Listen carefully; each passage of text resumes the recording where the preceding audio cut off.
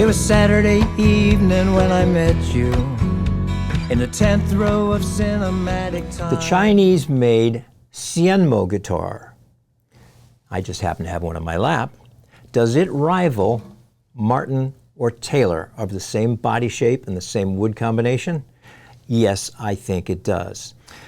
I found out about Hsienmo's, about a year and a half ago, checking on YouTube. They started to pop up.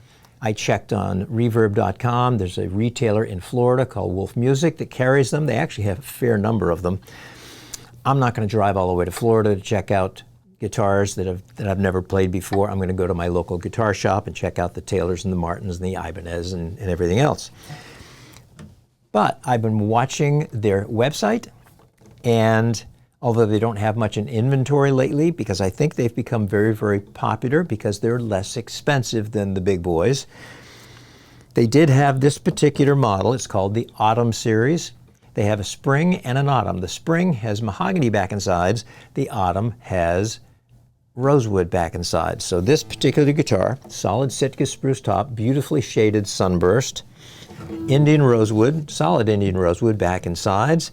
What looks like rosewood trim, or it could be a very dark walnut. Herringbone trim on the around the top. Ebony bridge and fretboard, and if you notice, the ebony bridge is what I call discolored. It's not really, it's a mottled look or whatever. That was the reason I bought this particular one. They had like 7 of them available. I chose this one because I think that makes the guitar look unique and cool. There's no other one out on the market like it, so I'm unique now that I play a unique guitar. It has a 1 3/4 inch nut width. It has a 25.4 inch scale length. The lower bout is 15 3/4 inch across, 11 1/4 on the upper bout. It's 4 inches thick at the upper shoulder and 4 inches 3/4, almost 5 inches on the lower bout. It has a very cool neck shape. It is slightly V'd up until about the 8th or 9th fret, and then it starts to flatten out into a D shape. And as you roll your thumb or your fingers up towards the edge of the fretboard edge kind of flattens out. It's kind of a unique feel and actually very, very comfortable. Mahogany neck and what appear to be Goto 510 tuners. They say Hsienmo on them. They could be Gotos, just with their logo. They may contract to do that. Exquisite guitar. So does it rival Martin and Taylor's of the same shape and wood combination?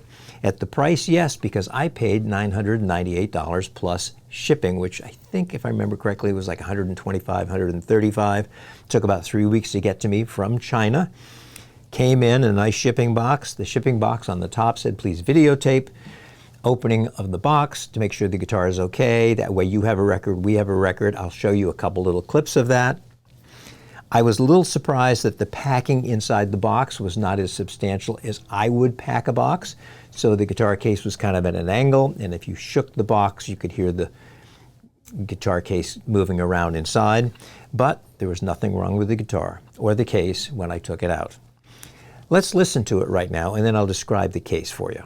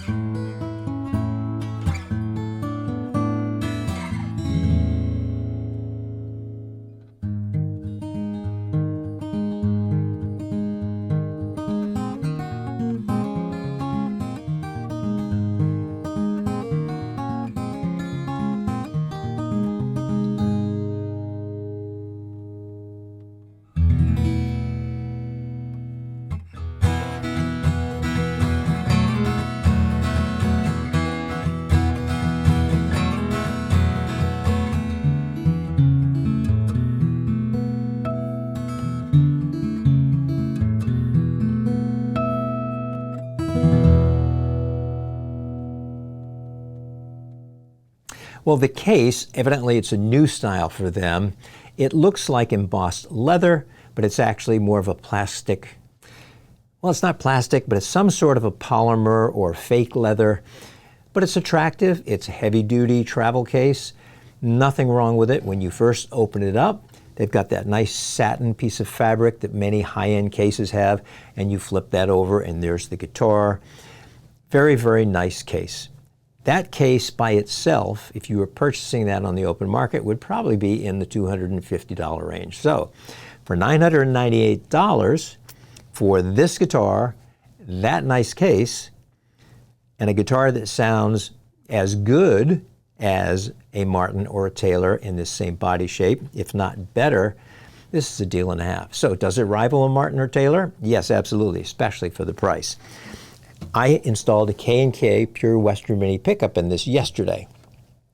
Plugged it in for the first time yesterday, plugged it again just before I taped this video. It sounds like $1 million. In fact, I was going to take my Taylor 214 up to Massachusetts this coming week to perform with my friend Rich's band, Bigelow Station at Patriot Place.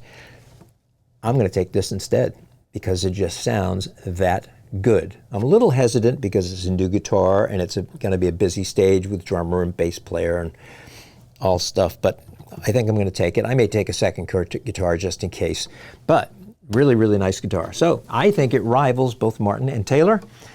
In fact, I would say it probably surpasses. Now, from a quality standpoint, fit and finish, if Taylor and Martin are 10, this is a 9.98 to 9.9. Nothing wrong with it. It's just that, like around the edges, you can see a little tiny bit of what might have been a little squeeze out of glue. It's very minor. It almost looks like dust, and I didn't want to take anything sharp and kind of scrape it away. The average person wouldn't see it. Fit and finish on the inside is extremely clean. I did notice, and I'll show you a photo, the X bracing has the cutouts in it to lighten up the bracing. And I think it works because the top resonates really well, both acoustically and plugged in. It's not the loudest guitar that I own, but it has a very sweet sound with a nice round. It's got a low end that's not boomy. It's not muddy. It just, especially plugged in, it just gives you chills. But anyway, I think it's a great guitar. It does rival Martin and Taylor. That's my honest opinion.